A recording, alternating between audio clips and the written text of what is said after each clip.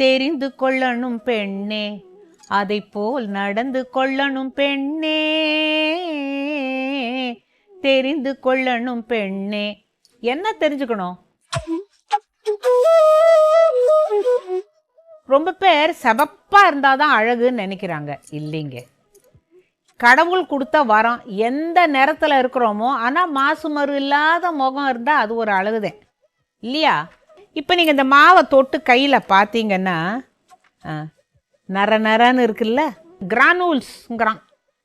இந்த உளுந்த ஊற போடுறோம், அரிசியே ஊற போடுறோம், இம்பிட்டு வெந்தயம் போடுறோம், நல்லா ஆட்டுறோம். முதல் நாள் ஆட்டி அடுத்த நாளைக்கு தான் இட்லியோ தோசையோ சுடுறோம். அப்போ அடுத்த நாளைக்கு அது என்ன ஆகுது? புஷ்ஷுன்னு ஊதிடுது. நம்ம ஊர்லலாம் என்ன சொல்வோம்? நல்லா புளிச்சிருச்சு, நல்லா பொங்கிடுச்சும்போம்ல. இதை வெள்ளைக்காரன் என்ன சொல்கிறான்? ஈஸ்ட்டு அப்படிங்கிறான். ஈஸ்ட்டு அப்படின்னாக்கா புளிச்சிடுதான். அது எதுக்கு நல்லது? ஸ்கின்னுக்கு நல்லது அப்படின்னு அவன் சொல்கிறான். நம்ம ஊரில் என்ன பண்ணலான்னா,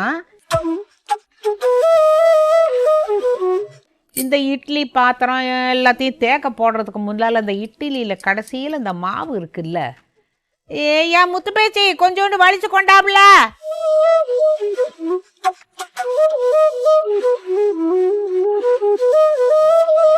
நானா இருந்தேன்னா இந்த கடைசியில் இருக்கிறத தான் சொல்லுவேன். இவ இந்த கடைசி இருக்கிறத வலிச்சு கொண்டாடின உடனே அவன் 4 இட்லி ஊற்றுற அளவு மாவை தூக்கிட்டு வந்துட்டா.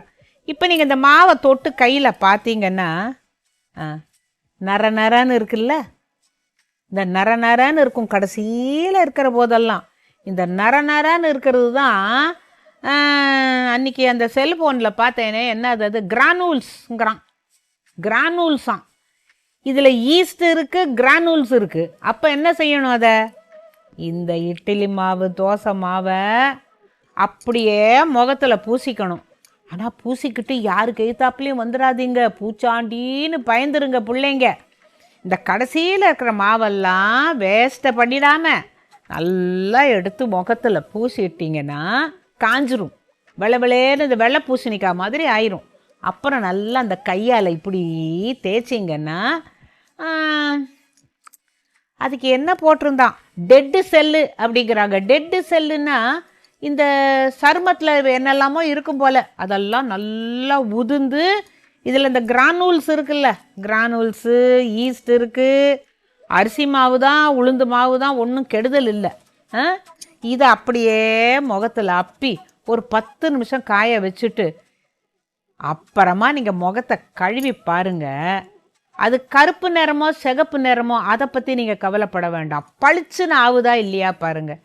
இதில் சில பேர் சொல்லுவாங்க, ஓ ஈஸ்ட் இருந்தால் ப்ளீச் ஆகுமா அப்படின்னு. ப்ளீச் என்னத்துக்குங்க? ப்ளீச்சிங் பவுட்ரு நமக்கு எதுக்கு முகத்தில்? நம்ம அரிசி மாவு உளுந்த மாவு, அதில் இருக்கிற ஈஸ்ட்டு, அதில் இருக்கிற கிரானூல்ஸு, வேற என்ன வேணும்? இதுதாங்க அழகு. அப்புறமா அவன் என்னை முகத்தை காட்டினான். இந்த முத்து பேச்சு இதெல்லாம் போட்டு கழுவிட்டு நான் என்ன சொன்னேன் தெரியுமா?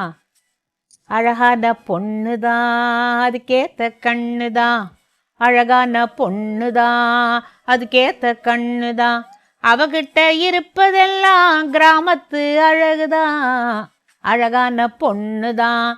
உண்மையிலேயே யாருமே அழகு இல்லைன்னு சொல்ல முடியாது. ஒன்று நல்லா பாருங்க, ஒரு பூ ஒரு அழகு. அந்த மாதிரி ஒருத்தர் முகத்துலேயும் ஏதோ ஒரு அழகு இருக்கும். நாம அவங்கள போல சிகப்பா இல்லையே, நாம் இவங்கள போல வெள்ளையா இல்லையேன்னு. வெள்ளையா சிகப்பா அதெல்லாம் ஒன்றும் இல்லைங்க. ஆரோக்கியமாக இருக்கணும், இருக்கிற நேரத்தை வச்சு சந்தோஷப்படணும். கருப்பு வெள்ளைன்னு பார்க்கவே கூடாது. அதை தெரிஞ்சுக்கணும்ப்பா. இந்த முத்து பேச்சு அங்கேருந்து வந்துட்டு கேட்குறா, ஏன் புத்தா நான் இப்போ பூசிக்கிட்டு நல்லா இருக்கேன்னு சொல்கிறல்ல, எங்கள் அவங்களும் இதை பூசிக்கலாமான்னு. இது என்ன மாவுக்கு எந்த முகத்தில் பூசினா என்ன? ஆம்பளைங்களும் பூசிக்கலாம், பிள்ளைங்களும் பூசிக்கலாம். இந்த வெயிலெல்லாம் சுற்றிட்டு வரீங்கல்ல, இந்த சருமத்துக்கு கொஞ்சம் குழுன்னு இருக்கணும்னா இட்லி மாவு தோசை மாவு தாங்க சுகம். சரியா?